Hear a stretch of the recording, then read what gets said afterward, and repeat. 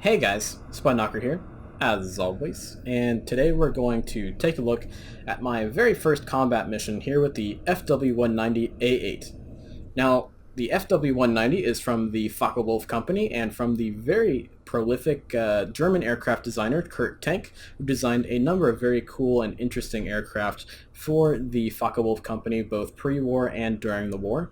The Fw-190 itself was designed during the late 1930s as a replacement for the Bf-109, but never actually replaced the 109, but rather complemented it in Luftwaffe service throughout the war, and even flew with a couple other air forces, most notably the Turkish Air Force.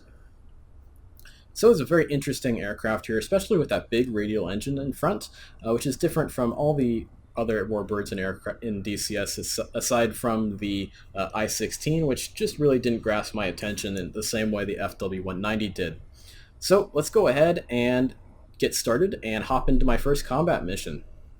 Now here in Normandy in 1944, the Luftwaffe has been attrited quite heavily by the combined bomber offensive as well as the horrific combat on the Eastern Front. As a result of that, we have lots of low-time pilots being thrown into combat, like myself. I have less than an hour in the Fw-190, and as a result of that, I've done a couple startups, a couple touch and goes, a couple takeoffs, a couple landings, but that's about it. Haven't even fired the guns yet, so hopefully we can get in the aircraft, get her started, and get off the runway, and hopefully do some damage against the Allies before we either get shot down, or hopefully we can make it back to the airbase here. Now, as I'm sure you can tell, looking around the airbase here, we have been subject to aerial attack by roving P-51s and Spitfires, so we're definitely going to have to get off the ground as quickly as we can in order to not become bait for those very hungry Allied fighters that are out there. So without further ado, let's go ahead and hop in the cockpit and get started.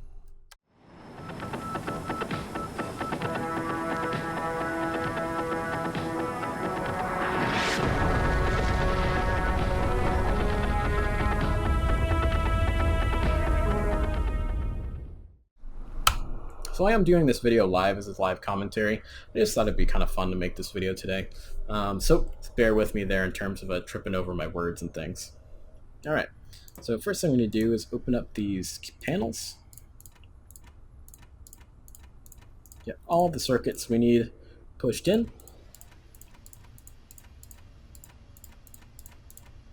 So today we're flying an armed reconnaissance mission around the Normandy area. Look for any Allied convoys, supplies, ammunition dumps, anything of that nature to strafe and attack with our four heavy 20mm cannons. That would be good for that kind of a target. So we get our circuit breakers covered back up so that we don't accidentally bump them. We'll check our fuel. Looks like we've got fuel on our front and aft tanks. We can see that there is an issue with the animation of this switch here. The center off position is not animated. It's just the left and right. So that's why, even though it's on the right, it's showing 0. Alright, we'll select magnetos on both the left and right.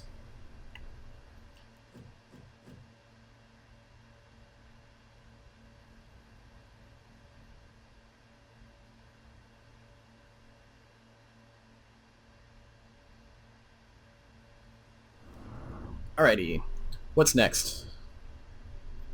Take a scan around the cockpit, and we'll go ahead and turn the fuel pumps on and our oxygen on. And we can see that start to blink. There it goes, perfect. We got the magnetos on, we got fuel, we got fuel pumps, we got electrical systems. Why don't we go ahead and turn our armament systems on.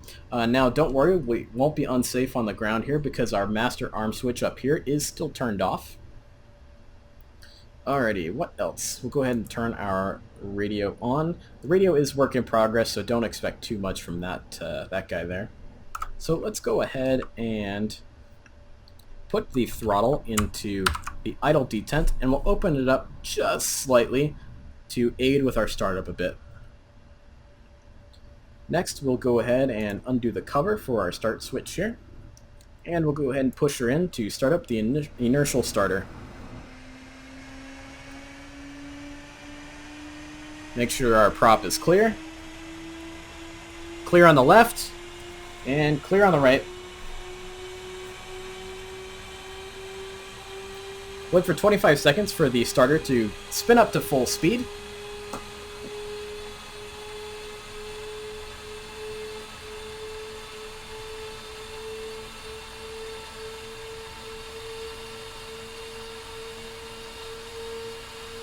Alrighty.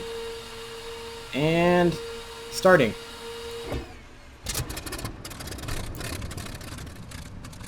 Push the throttle up a little bit so that our engine doesn't choke too much. Alrighty. We are started up and good to go. Just checking around and making sure we're still good to go. Wingy is starting up. Now, taxi in the Fw-190 is very simple, very easy. We want to make sure that we hold the stick back into our stomach to bring the elevators all the way up so that the prop wash hits those elevators and is deflected upward in order to secure our tail to the ground, as well as lock our tail wheel in the back. Now for steering, she's pretty simple. All we gotta do is simply use the rudder, the toe brakes for directional steering on the ground here. There's no tail wheel steering or anything like that. So let's go ahead and taxi on out. We want to try and not spend too much time on the ground and make ourselves some nice, juicy targets for Allied fighters.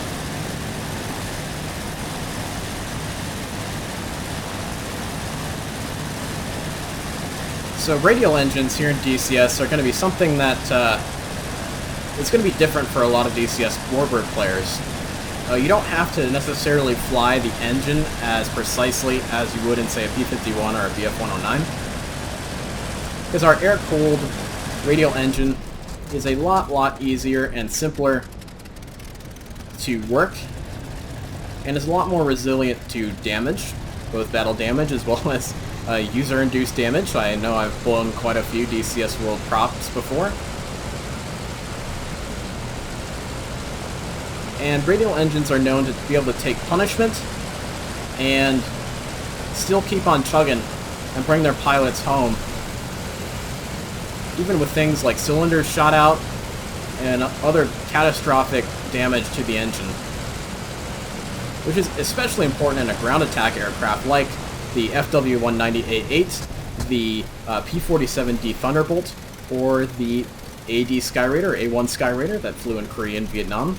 If you need any kind of confirmation that radial engines are in fact very resilient to battle damage, just look up battle damaged AD Skyraiders during the Vietnam War, and you'll see quite a few stories of direct hits from 20mm anti-aircraft shells and bigger to the right engine in the AD, with multiple cylinders blown out and still bringing their pilots home to places like Da Nang and Bien Hoa and other places like that. So let's go ahead and take off. Takeoff in the Fw-190 is incredibly difficult. She will kill you a couple times before you get it right, and that's okay. But once you get her off the ground, her handling characteristics are very docile. So let's go ahead and push the throttle on up. We're using no takeoff assistance and no rudder assistance here, just so everyone is clear on that.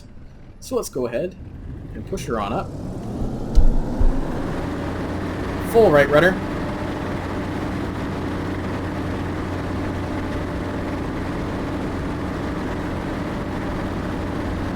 Dancing on the rudders now as we gain speed and gain rudder authority. Let the nose come up. And we'll gently fly her off the deck. Bring the gear up. Very important. Gears up. Perfect. And we'll bring the flaps up. And we'll bring her on right around the airfield to start on the correct heading to start our mission.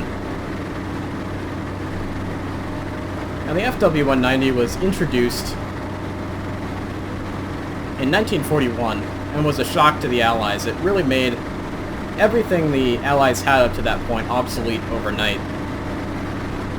and was the impetus behind the development and creation of the Spitfire Mark IX to counter the prowess of the Fw-190s over the Western Front and in the desert.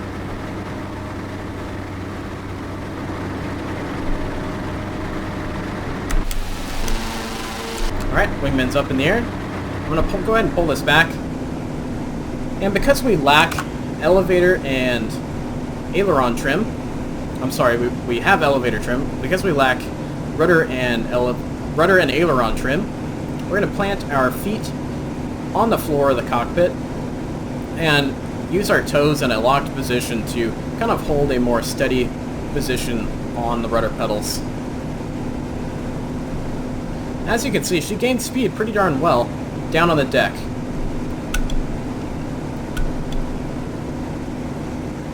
Where you want to be with the Fw-190s, you want to be at low to medium altitude, which is why she could excel in the North African theaters of war, as well as the Eastern Front, where there wasn't so much high-altitude strategic bombing going around.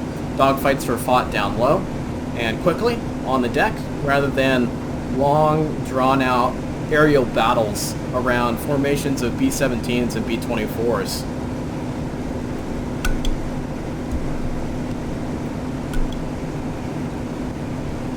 Alright, looks like we got our Bf-109 escort linked up with us. There they are.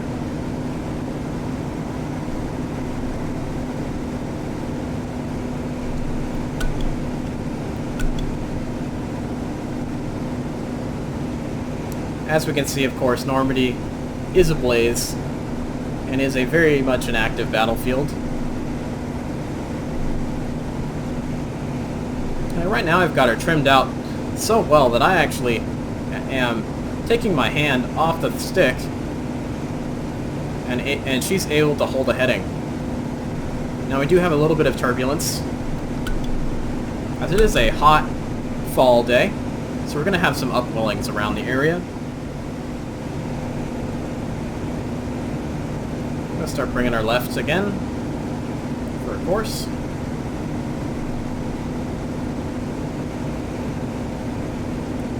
Now, I was never really interested in the D9 module for the Fw-190, just because the inline engine on an Fw-190 body just looks so strange to me. It doesn't look right. So it's just not really my thing. This aircraft is very, very cool to have in DCS. It looks pretty darn good. Very cool.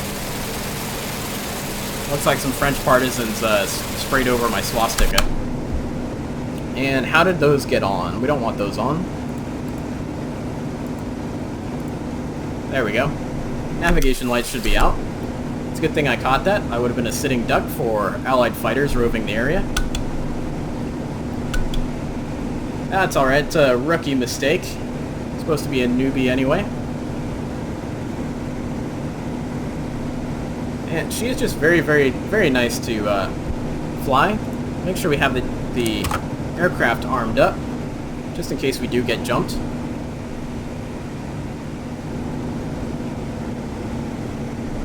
And we can see her tugging along at a nice 230 knots, or 425-ish kilometers per hour.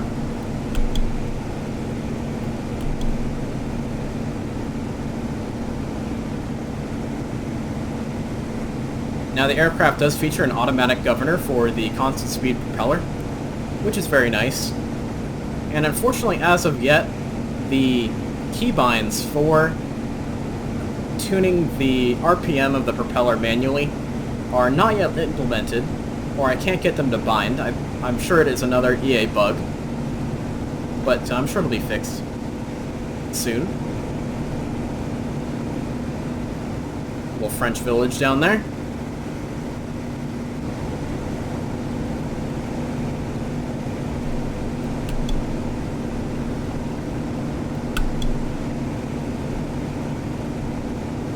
Alright, looks like we had some spotters find a convoy out there.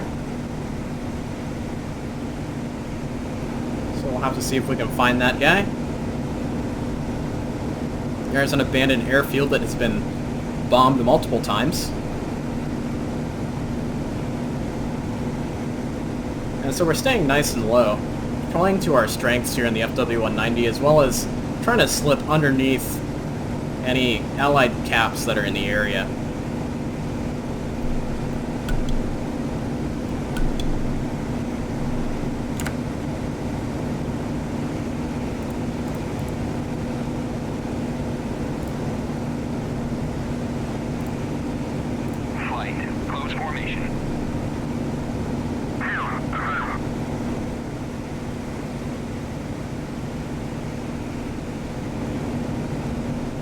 I really like the audio design here in the Fw-190. I think it sounds very nice. Oh, I can see some dots out there. Looks like that's our convoy.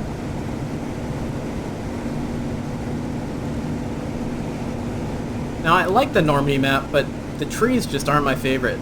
In the Normandy map, everything on Normandy shimmers, whether it's shadows, the trees themselves, fences, hangars, everything shimmers. I don't know why. I've got anti-aliasing settings the same as I do on every other map, but everything on Normandy shimmers. It's very annoying in that way, and I really hope that the Syria map is going to be different in that way. It'd be kind of disappointing if it was as shimmery as this map. Alright.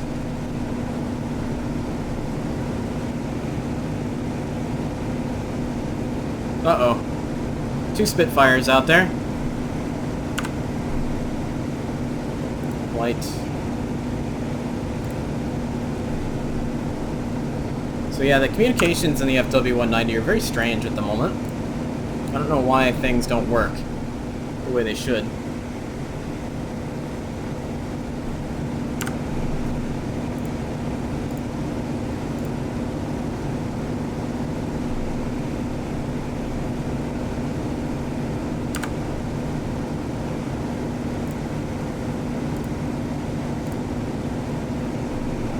Yep, couldn't tell you. Well, that's alright. We'll make it work. Alright, we can see those Spitfires way the heck up there. And we'll go ahead and get into a strafing position to fire on that convoy.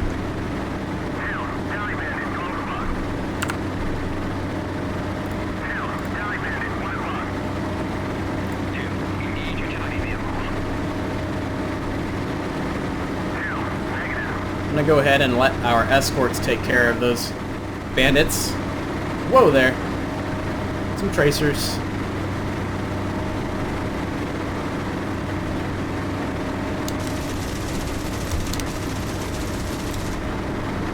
Meow.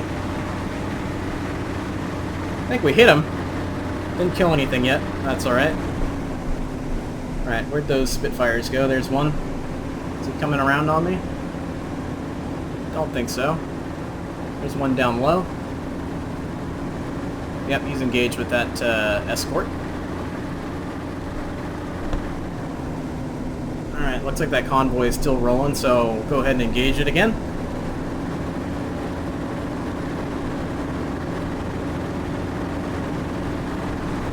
It's definitely very cool seeing all those tracers come out of this airplane. Oh, there's...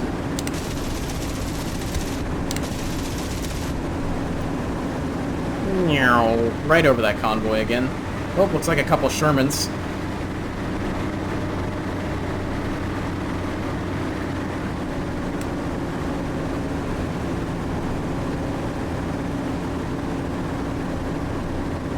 So now that I know there's Shermans at the beginning of the convoy, I'm not even going to try and engage them, because they won't be able to, I won't be able to crack any of those guys open. Not with the guns I'm carrying. Alright, looks like they're turning.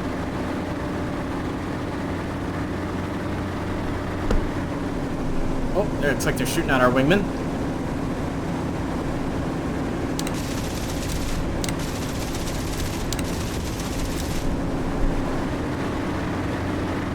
Ah, we got someone that time. Oh, jeez. Surprised they haven't hit me. Everyone's green. American troops are green, I'm green.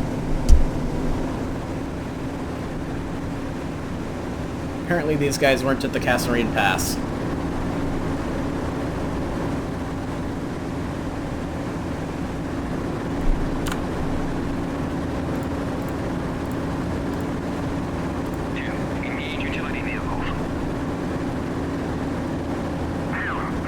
Ah, there we go.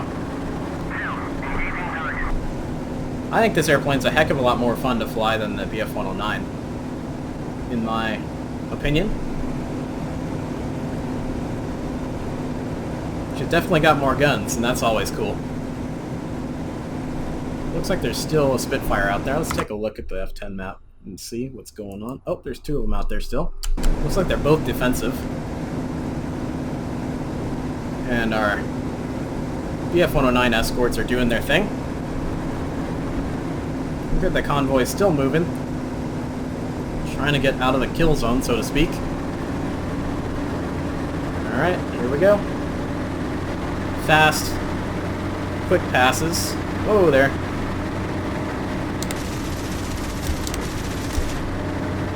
I think that was a whiff.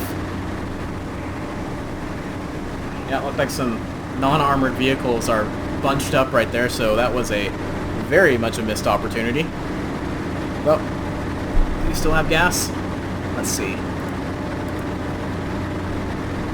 Yeah, we've got plenty of juice.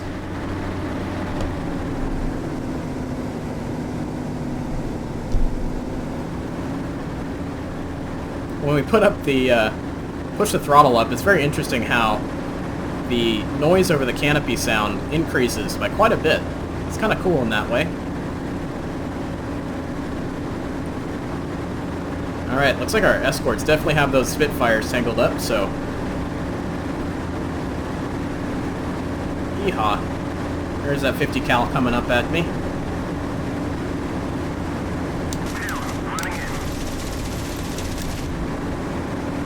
Got one.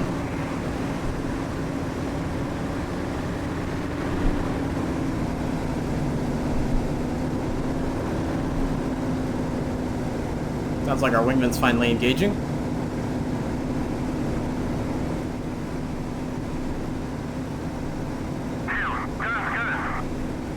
Nice, he got one.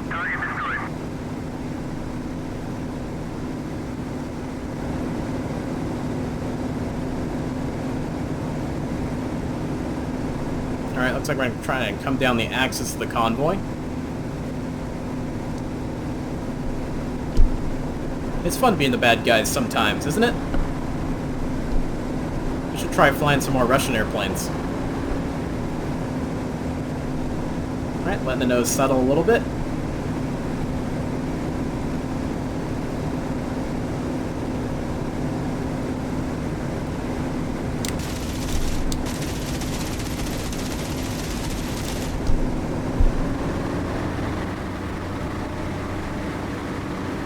Alright, I'm out of cannon shells. Let's check the enemy air situation. Looks like they're still dogfighting. Jeez. Alright, I'm gonna come back around for one more pass. Well, my ammo indicators still show I've got cannon rounds left, but those are not always 100% reliable due to their mechanical nature.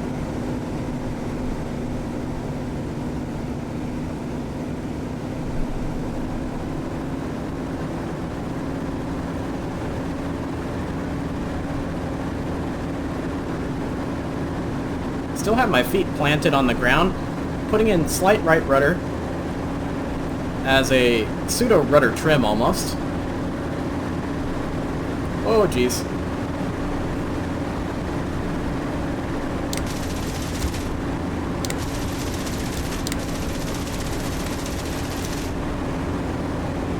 Oh, that was close. Jesus Christ.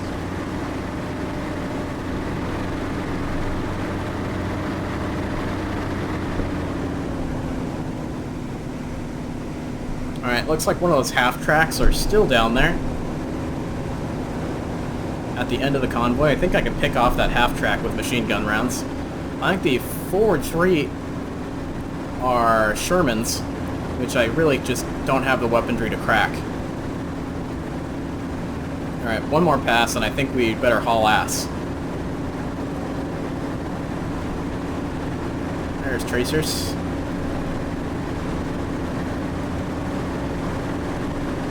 Oh boy. Half-track's pissed.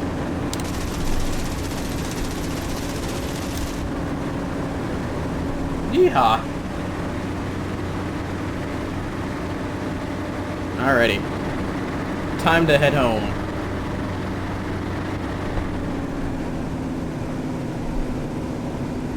As you can see, we're really pushing our aircraft to the maximum here.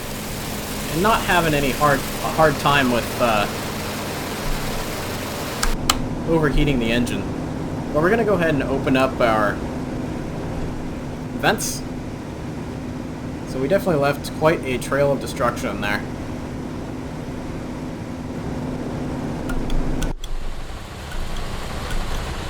Yeah, looks like a universal gun carrier. And then the half-track is on his way out.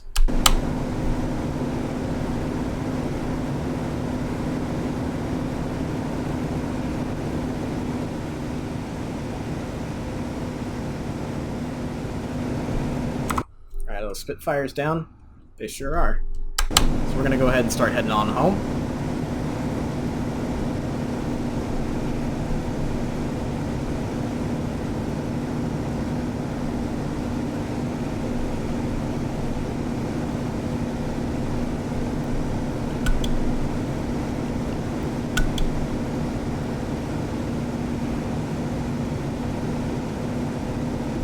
I know I'm using all these cheats, dots, F10 map, and the kneeboard and all that stuff, but I'm just making a fun little video. It really is my first combat mission here in the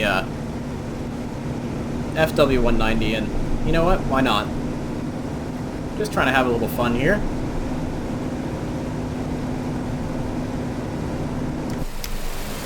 Definitely a very cool external model. She looks real nice.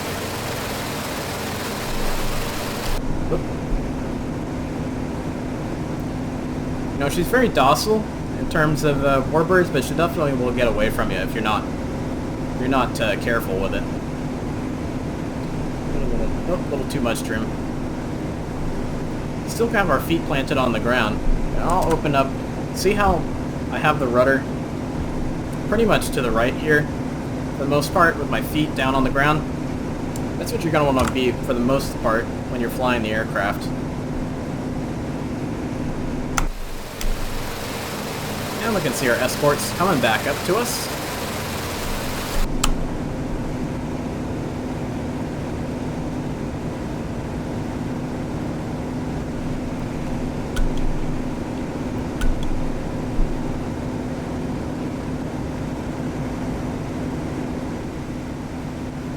Alright, now the landing could be the disastrous part of this mission. There is a very, very real possibility of that. Yeah, it's, just gotta reset my rudders here for the speed and power settings.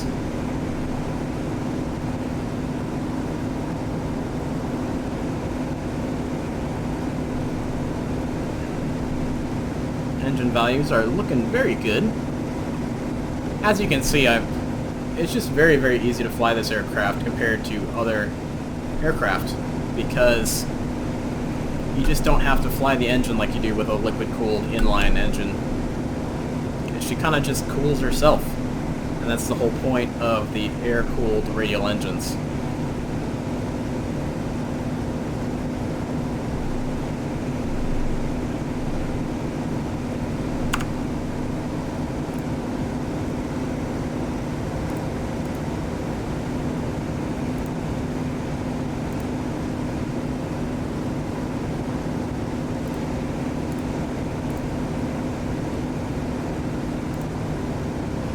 Yeah, see, comms are just acting weird. I don't get what the issue here is with the Fw-190. But we've got our BF-109 friends with us, so that's pretty cool.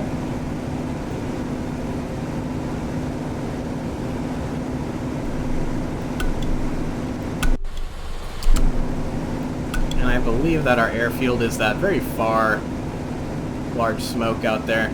Yep, those small smokes from the aerial attack. That's her. So there you go. My first combat mission under my belt. Not even a scratch.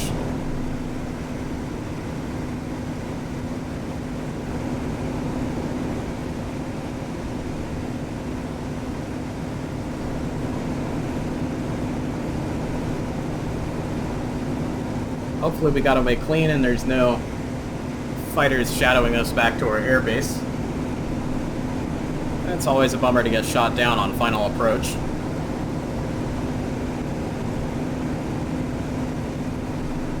Just plowing across the Nevada countryside.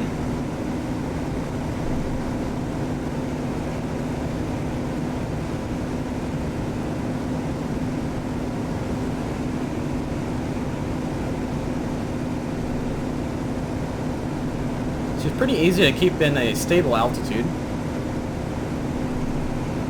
When you feel her start to roll left, you know you need a little bit more right rudder. When you feel her start to roll to the right, you know to let off a little bit of right rudder.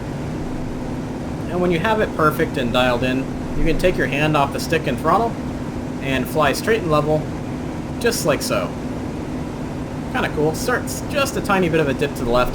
That's going to happen. You really can't expect to fly these guys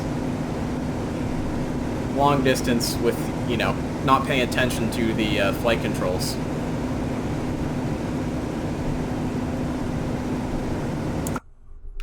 Alright, let's take a look at where we are. Yep, we're on the right track. And it looks like we've got some a bit of a cap flight over the top of our airbase.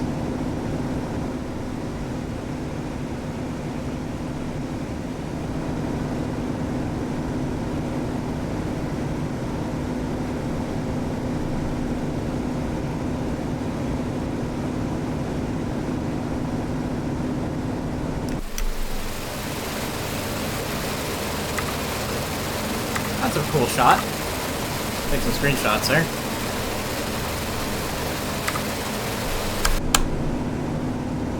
So if you're a fan of Warbirds, I would certainly recommend the Fw-190 to you. And if you're a beginner at Warbirds, I would recommend the Fw-190 to you as well. You know, she's not the Cadillac of the sky like the P-51, who just feels like super smooth and awesome to fly around. She's a bit squirrely, especially at low altitudes and speeds, you know, around the landing pattern and takeoff.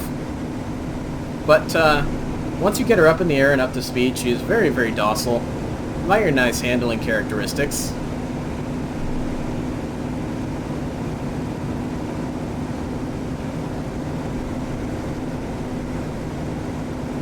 Alright, so we'll get in position to enter the pattern here.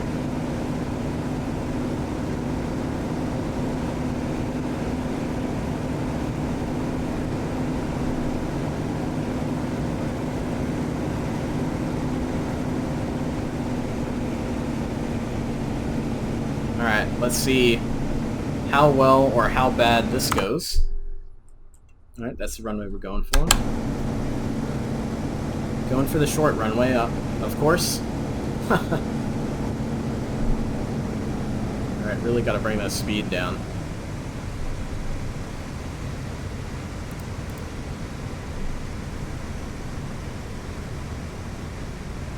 And we can really hear the wind noise over the canopy, which is very cool.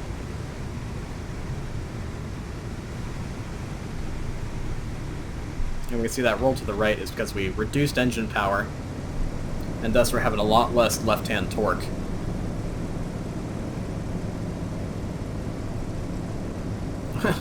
Alright, entering lander pattern through the smoke. Worse things have happened, I suppose.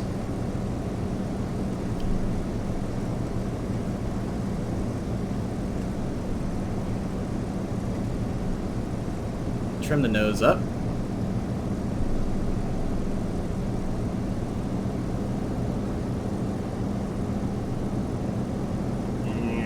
Enter the pattern here, a left-hand pattern, following the torque of the aircraft, which is always good.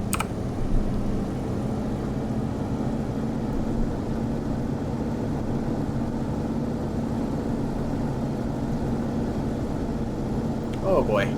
Oh boy. We'll make it work. Come on, baby, you got it. Like I said, she gets squirrely at low altitudes, low air speeds. Lots of right rudder required.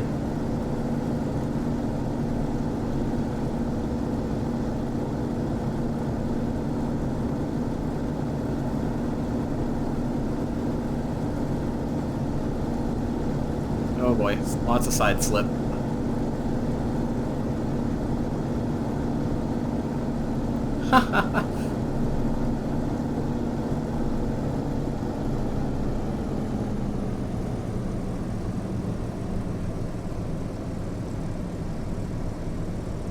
And we're going to become another wreck on the runway here.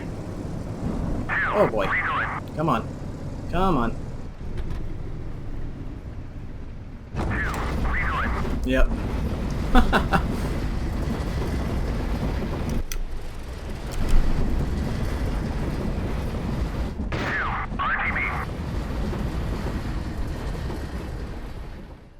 Oh boy. Okay, so I guess we know what needs practice now. Well, at least it's not super badly damaged. I guess we could get her back up and running. Now we're rolling backwards. Awesome. Well, there you have it. The Fw-190 and my awesome crash landing at the end there. So, I hope you guys liked the video. I hope you guys pick up the Fw-190 because she is very fun to fly, especially once you get her into the air and at speed, like I said before. And if you liked the video, please give us a like and a subscribe, and consider helping support the channel on Patreon. Everything comes back to you guys in the form of awesome videos and awesome missions on Wingman Finder. So, thanks a lot, guys. See you later.